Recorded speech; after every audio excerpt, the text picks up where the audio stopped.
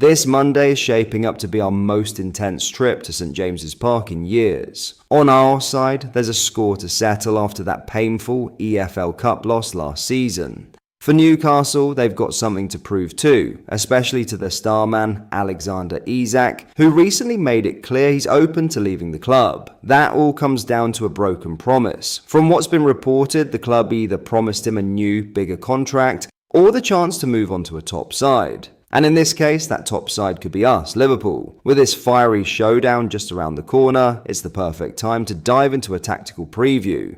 How can we break Newcastle down? Or more importantly, how can we nullify one of their biggest strengths and give ourselves the best chance of walking away with all 3 points from one of the toughest stadiums in the league? That's exactly what we're going to explore today. So if you haven't already, make sure to hit that like button, subscribe to the channel, and let's jump right into it.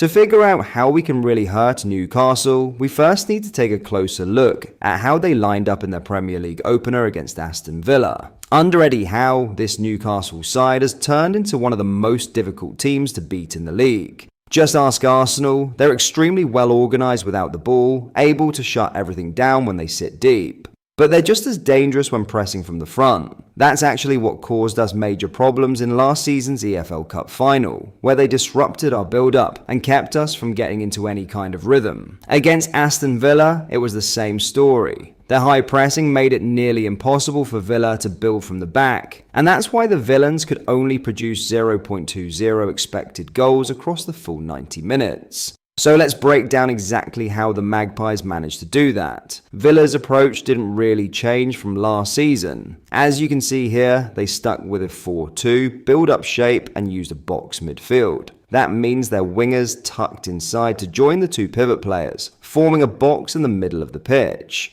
Newcastle, on the other hand, responded with a very aggressive man-to-man pressing system, especially through the middle. Gordon led the press from the front, while Barnes and Elanga pushed up to take the centre-backs, at the same time keeping an eye on the full-backs. The real engine of this press was Newcastle's relentless midfield trio. They each had clear instructions. Bruno Guimaraes and Joelinton marked Villa's double pivot tightly, making it hard for them to receive and turn. Behind them, Tonali played a key role by covering space and tracking one of Villa's attacking midfielders or number 10s. If you want a clearer picture, take a look at this tactical board. Gordon steps up to press the goalkeeper, the wingers are locked onto the centre-backs, and the midfielders are man-marking their direct opponents. Even Trippier pushes up to press Digny on the left. With this setup, Villa were left with two real options. They could either use Cash as the free man in the build-up,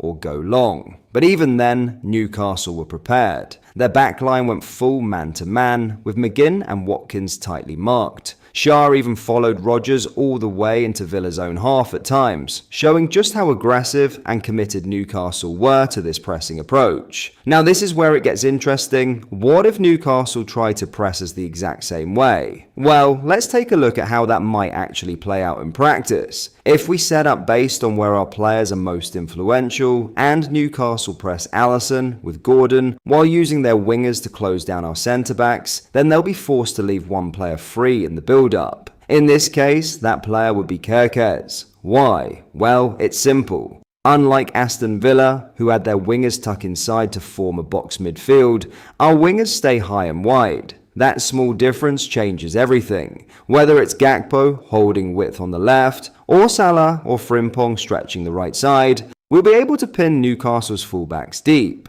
And if their fullbacks are stuck defending deep, they won't be able to push up and support the press like Trippier did against Villa. Now here's the trick. How do we actually get the ball to Kerkez? Well, it could be fairly straightforward. Let's say Elanga steps up to press Van Dijk. In that case, Alisson could go over the top and find Kerkez directly. Obviously, it won't always be that easy. We'll need other players to pull wide and stretch the pitch, increasing the pressing distances for Newcastle's players. That movement is key to opening up those passing lanes. Now, in a different scenario, let's say Elanga decides to cover Kerkez first before committing to press Van Dijk. That changes things. It gives Van Dijk more time and space to receive the ball, or even play a pass into Gravenberch. Gravenberch, who can then switch it to Kerkez in behind as the free man. Now, it's actually quite likely that Newcastle won't use Gordon to press Alisson, and that's mostly because our wingers pin their fullbacks deep. Because of that, Newcastle might take a different approach. Instead of jumping the keeper, they could look to press in a man-to-man fashion, using one of our centre-backs as the pressing trigger. In that kind of setup, our rotations will be absolutely crucial. Movement off the ball, especially in midfield, is what will create the passing angles and give us a way out of the press. Gravenberch or Szoboszlai can drag their markers out of position, which creates space for players like Wirtz and Ekitike to drop into. And from there, we've all seen what the Frenchman can do. His ability to link play with quick one-touch flicks is top class, and laying it off to someone like Wirtz in those pockets could be a real game changer.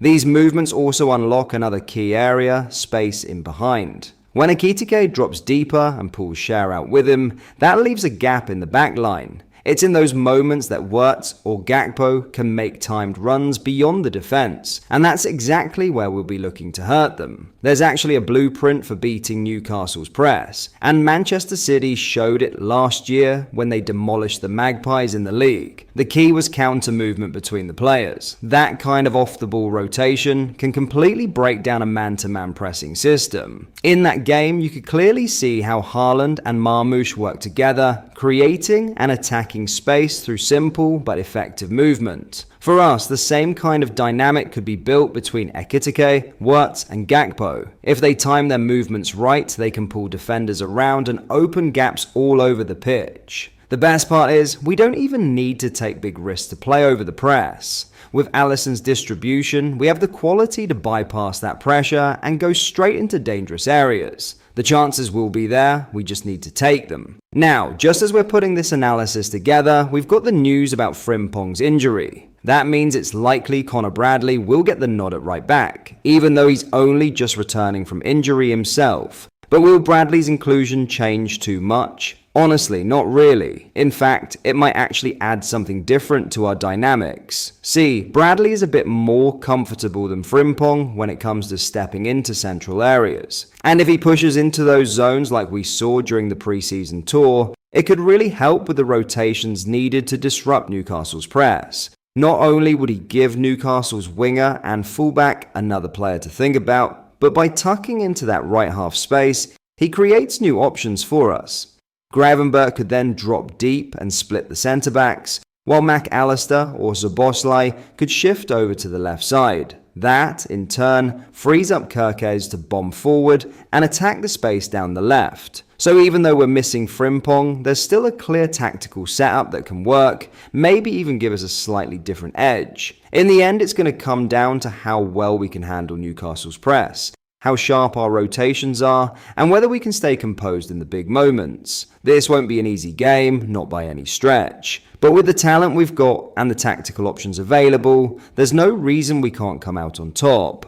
So what do you think? Will Bradley slot in smoothly, or will we miss Frimpong's explosiveness on that right side? Can we keep our build-up clean and control the tempo in a hostile stadium like St James's Park? And who do you see making the difference for us in this match? Drop your thoughts in the comments. We would love to hear what you'd do if you were in Slot's shoes. And if you enjoyed this breakdown, make sure to hit that like button, subscribe to the channel, and turn on notifications so you don't miss anything as the season heats up. Thanks for watching, and as always, up the Reds. Let's bring the fire to Newcastle.